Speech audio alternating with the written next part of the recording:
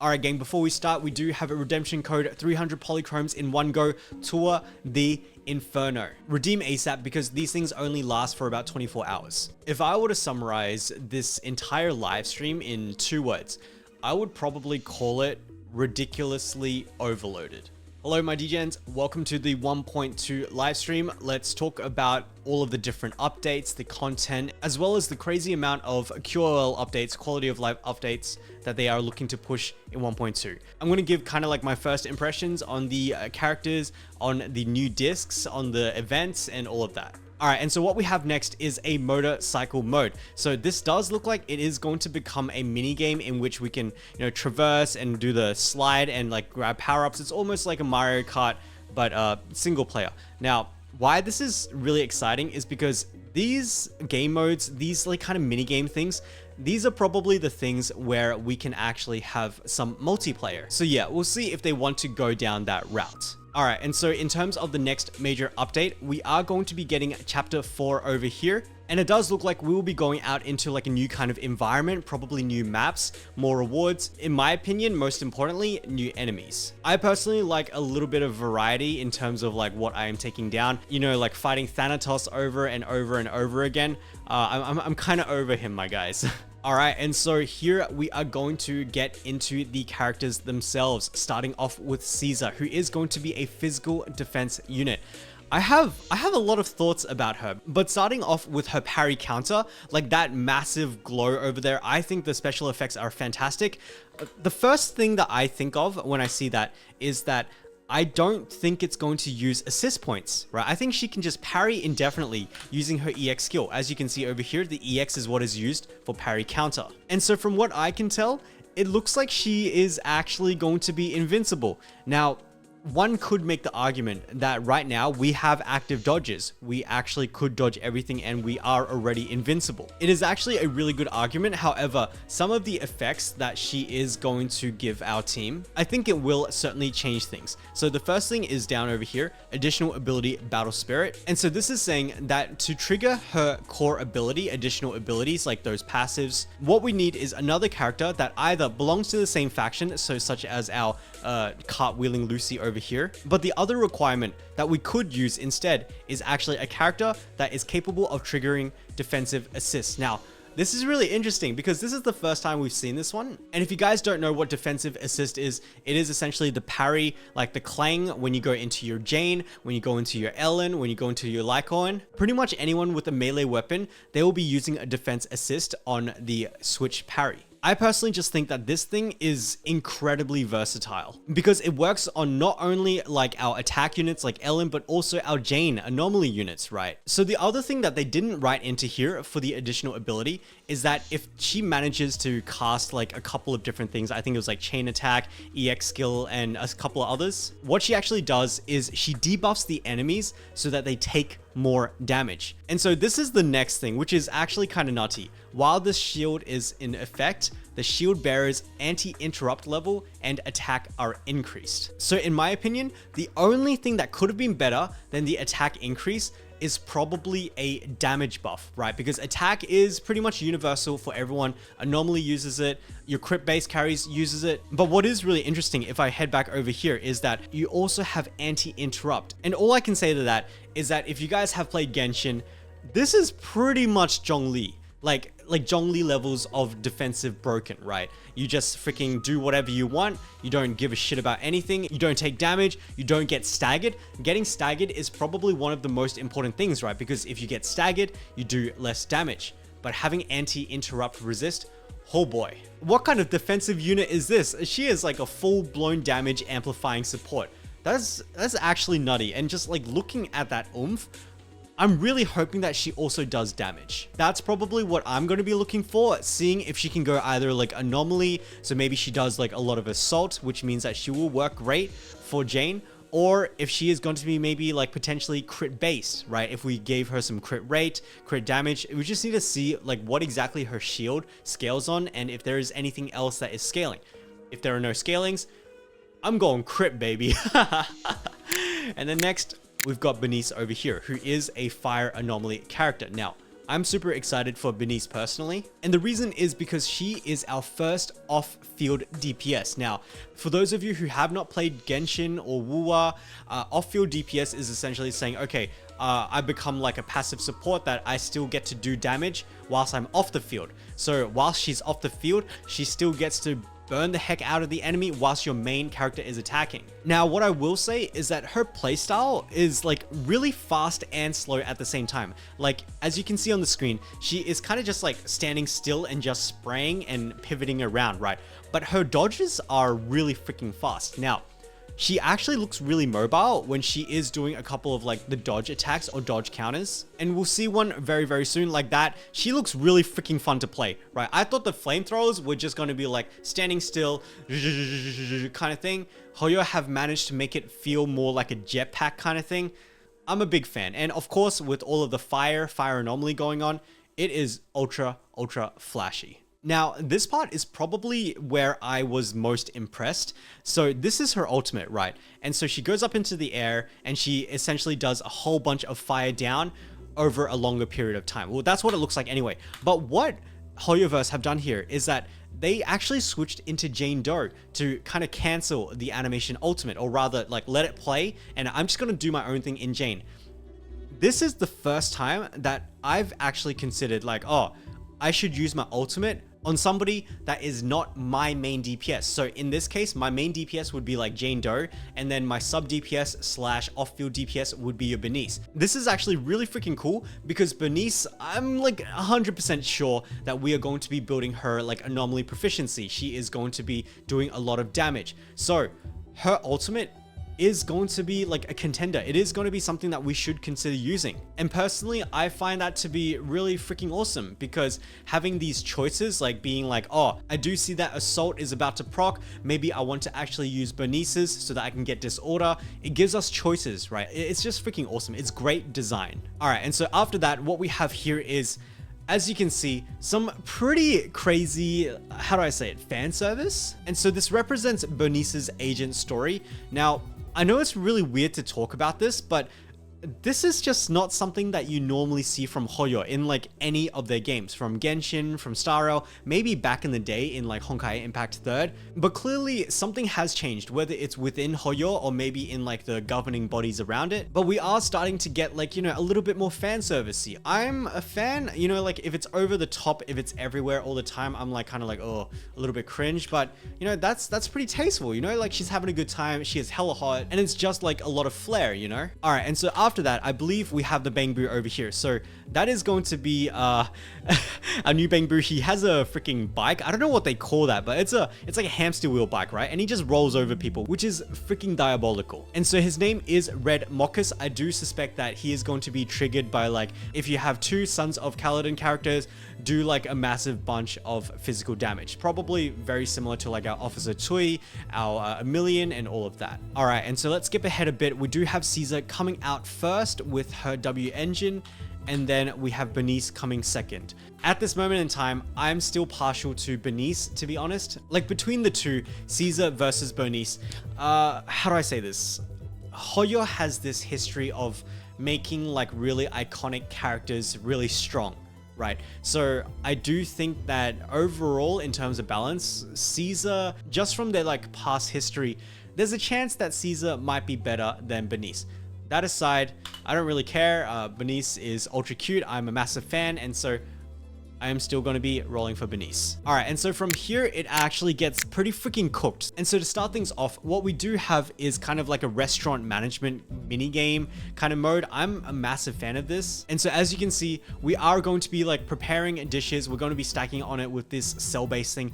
But what is really awesome about this event is that we are going to be getting right here a free Lucy. This, my guys, is the reason why I always say, don't fish for your Seth. If you do get the Jane early, never chase A ranks, right? Because in the long run, we're going to get them all. We're going to get them all to Mindscape Cinema 6, whatever you want to call it. And even if you don't have a copy, they are going to come out like this. Hoyo historically speaking, has given out almost every single 4-star, every single A rank. We've got Sokaku for Shiyu, we've got Lucy now over here. We're probably going to get Seth in the next version, maybe the version after. So my guys, don't worry too much about the A ranks, we will get there.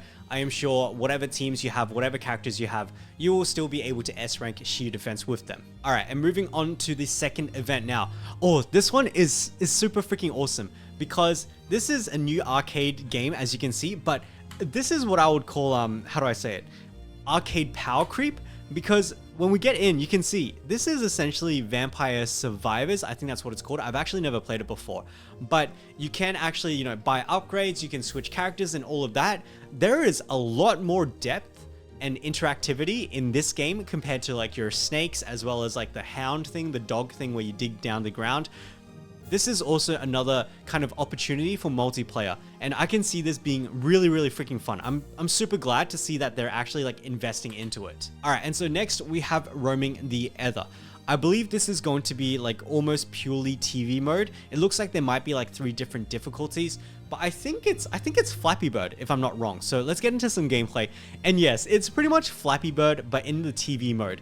Alright, and so event number 3, we've got Redo For You, which is the doggo event. This is essentially going to be a puzzle thing. I think this is probably one of the fastest events. Move those puzzle pieces around and get like a completed image. We do get name cards, we do get like the polychromes. Next, we've got 141 Friendship Fair. So the TLDR of this is do something, do like some kind of action. Maybe, in my opinion, I think it's going to be like clear dailies, or maybe like do a HIA run, spend some stamina, drink some coffee, something like that. And Sjal, actually I have no idea how to pronounce her name, is going to give us a couple of rewards. So last time it was kind of like trading in things. This time it's doing something, get a reward. All right, Phantom Hunt. This is probably the event that I'm most excited for because whoa, it's pretty much a combat event. So coming back to this description over here, however, the figure that appears in the holo seems familiar.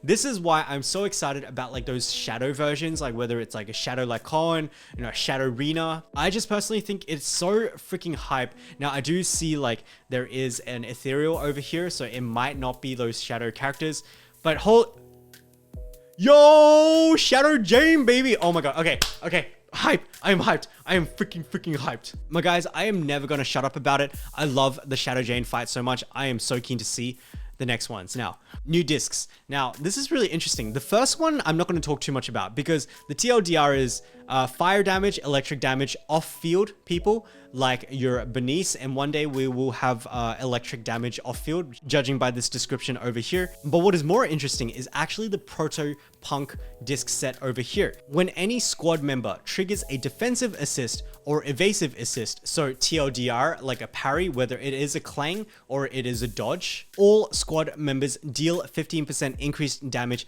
lasting 10 seconds. So first of all, anyone that gives a shield, probably like every defense unit, this is probably going to be their new BIS, right? Because it gives you damage. In this game, damage is king, especially when we do have an active dodge. But what is so exciting about this set is that its main competitor is Swing Jazz, which does give you 15% extra damage as well, but it is tied to Chain or Ultimate, and you don't get those two very often. This one is on defensive assist or evasive assist. It means that you could probably have this 100% of the time if you really tried. But of course, the downside is that if you do use this in like a double support comp, I know some people are using like Lucy and Nicole now. The two-piece effect does get wasted if you use it on like those kinds of characters, right? If you use it on like your Seth or your Ben or probably your Caesar, man, holy...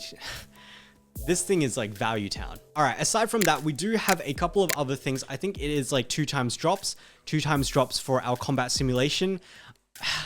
I don't know how you guys do it, man. I am still broke. I am like Dennyless, my guys. But then after that, what we do have is double discs, which is really nice, especially if you are going to be a Burnice or Caesar haver. Now this one is probably the next most interesting one, Ambush Node. So in 1.1, we were introduced to the Disputed Node, which was very much like a, not timer based, but those monsters are really gonna F you up if you get hit. Like you get freaking 3-shot, maybe you get even 1-shot if you're uninvested, right? I do think that this is going to be the rotational version of that node, because severe ether activity fluctuations have been detected near the disputed node. Ambush node will be available for a limited time. So it'll just be like a really nice boost to our ongoing income, assuming that it is rotating. All right, and so that being said, let's move on to the next one, which is, oh, this one is so interesting. Investigator training course. And holy hell, like I am already overloaded, right? This one is essentially kind of like another type of roguelike. This reminds me of like Neural Cloud, if any of you have played that. And what is really nice about this game mode is that you do get to use a couple of different trial characters, right? If you don't have the Juyuan, if you don't have the Qingyi, for example, I still don't have Qingyi, but if you did want to use them, you're able to try them out in this mode. Now, here's the next interesting thing. You see this Tactics Course 1 over here. Course EXP remaining 36,000. This is essentially extra resources for free, right? So let's say we stick the Caesar into there. So he's going to select it and then he's going to confirm the enrollment. Caesar will gain 18,000 EXP, taking 10 hours, 0 minutes. Now, this looks really freaking awesome because it's essentially saying like, oh, we send our characters off to an assignment, they're going to get EXP and it's going to be great. Now, what I did see back there was if I scroll back a little bit, there is course EXP remaining 36,000.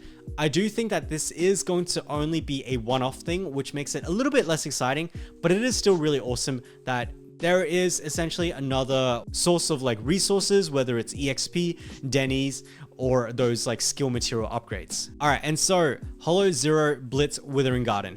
Two things here. The first thing is that we are going to be getting a new Resonium called Tenacity. This one looks like it is going to be focused on defense type units like your Caesar, like your Seth. But what is probably more relevant for most of us that are in endgame is the Blitz mode.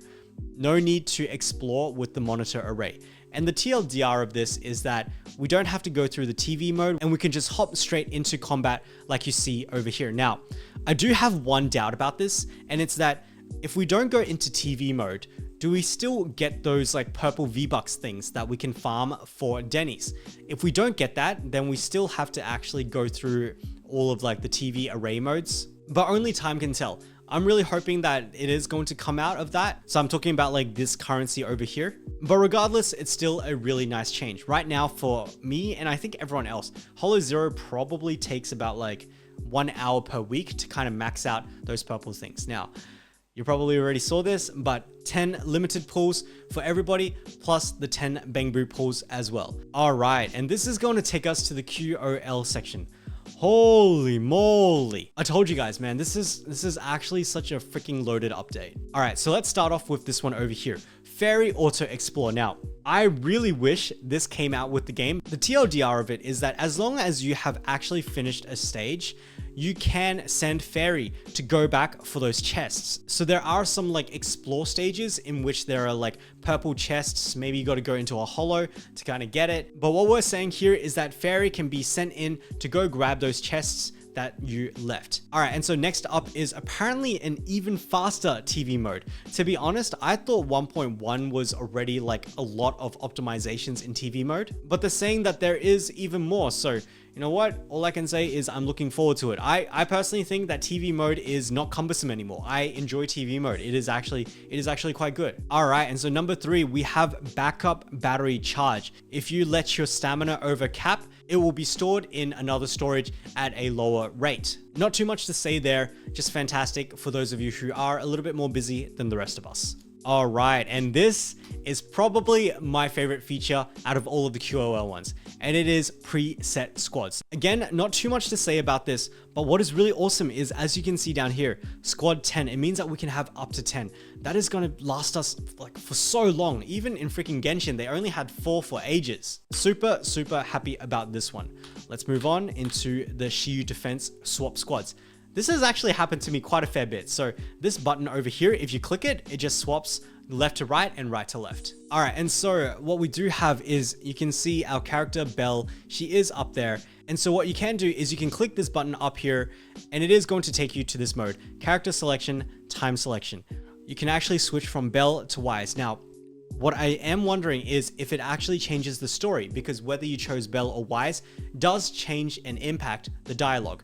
I don't think it's going to actually change that. I think it's just going to let you actually run around as Wise or Burnice or Caesar or whoever. And so in 1.2, we are going to be able to walk around as Caesar, as Burnice. I believe by 1.4, we'll be able to walk around as everybody. But what is more interesting for everyone is probably this time selection tab over here, which means that we can actually switch through to whichever time period we want to be in. I think the best utility for me is the fact that we can just go straight to midnight and then go to sleep, switch to the new day, because there are quite a fair bit of like quests that require you to actually have a full day elapsed. All right, I think that actually finally brings us to the end of all of this. Like I said, that was a crazy packed update. So my DGens, let me know which part of the update you are most excited for.